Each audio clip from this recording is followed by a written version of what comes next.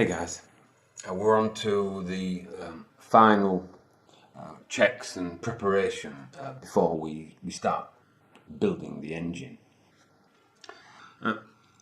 I've worked on the gearbox, and what I've done is I've enhanced the surfaces of every component. In fact, you can see this with, perhaps you can see it, and that's been peened with. Well, you can't do this at home. You know, I'm just showing you it. I've got a machine that's used in the aerospace industry, Rolls-Royce, and it's by like Formula One teams. And yeah, you can see they're Swiss made, and I've built a compressor with 3 motors and 6 cylinders to power it. It's normally it's in test labs and doing turbines and stuff like this. And I managed to acquire it from Germany. It was great, you know, and then built the compressor to power it. And you can see everything has been enhanced. What it does is it fires extreme microparticles, ceramic balls that are, it's like talcum powder, but it fires them extremely quickly and puts a delve in the surface, millions of delves, which compress the surface and make it harder. And each of those delves then holds the oil molecules so that the components run as close to frictionless as you can get.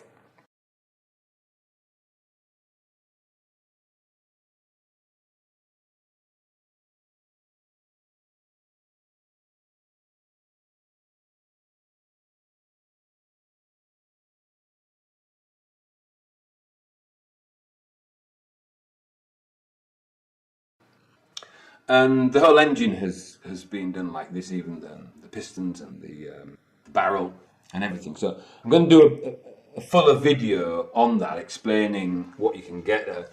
And yeah, we'll at some point in the near future, I'll try to be offering some components for people who actually want to maximise the performance of their engine.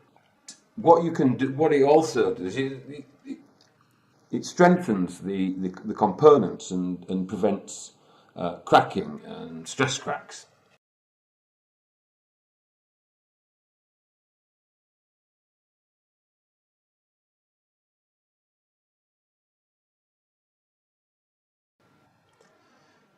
However, while doing that, I was examining all the components, and I discovered a fault that you need to know about with the AM6 gearbox.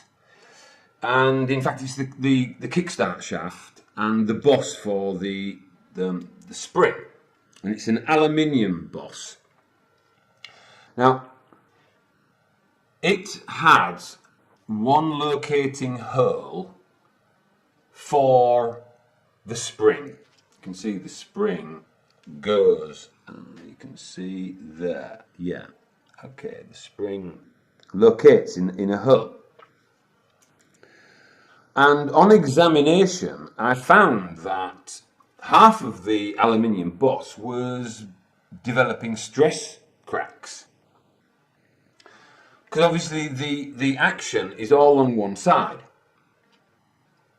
Now the peening machine will actually help prevent those stress cracks, but the stress cracks were there. And I'll show you a photograph. You can see this is a classic engineering example, and it's why these machines are used in the aerospace industry to prevent cracks forming from square edges. So you can see it now.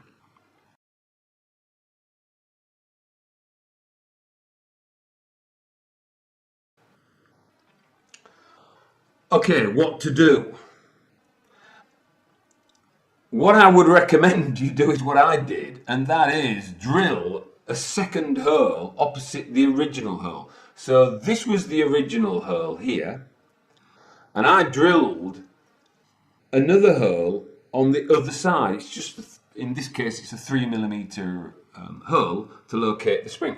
And what that does is it actually reverses, it moves all the stress of the component to the unstressed side, and the unstressed side becomes the stressed side. Now I've pinned this component anyway as well, so you know, this should be hopefully be fine, and the stress cracks won't develop. But either way, you know, I've extended the life of the component probably by another 10 years. So, but what was clearly going to be the case would be that at some point when kicking it off, this boss would fracture.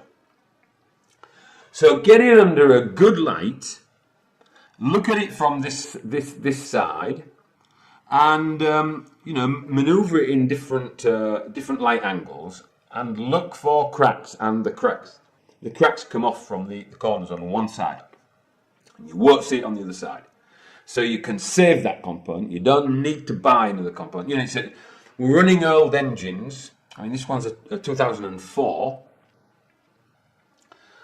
So obviously, you know, I mean, you could buy every single damn component new if you wanted, but you know, it's kind of not the point of running an old engine. You know, by actually just drilling one hole, you can actually move all the stress to the unstressed side, and you've got effectively a new component again.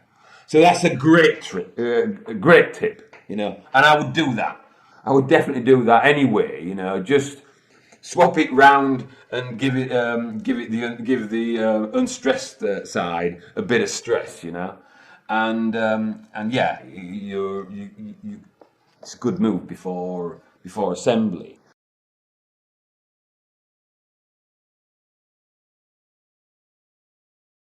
Because I didn't show you how you test the assembly, and there's been a lot of comments on that video about people having problems building their engine and the damn thing isn't working. So I'm going to show you how to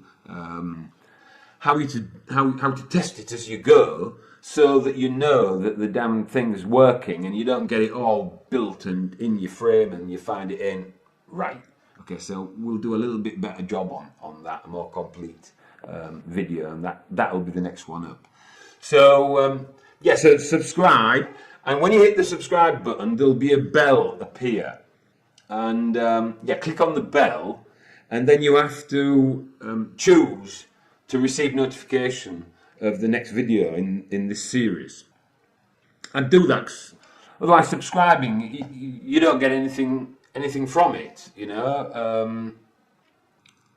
You actually have to specifically choose to be told when the next video is coming. And normally I'll be doing something that you're going to be interested in anyway. So, I mean, it's cool.